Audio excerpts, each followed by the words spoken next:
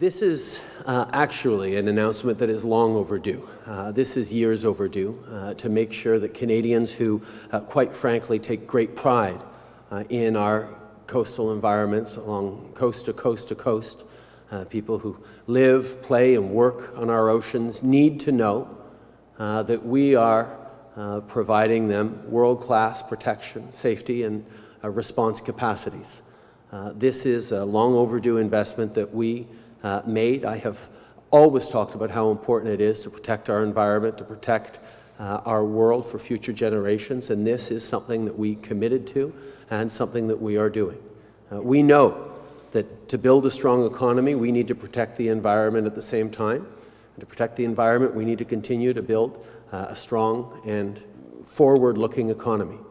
Our ecology depends on a healthy ocean.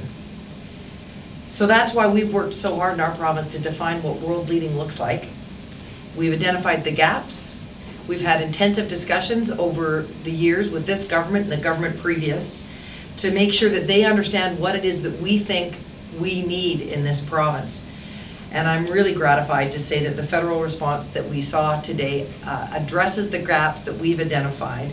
I look forward to finalizing the details as this government works with the federal government to make sure that we implement the plans that they've set out. Well, the Prime Minister made two very clear promises to British Columbians in last year's election. The first was a ban on oil tankers on the North Coast, and the second was that he would put the Kinder Morgan expansion through a rigorous science-based review.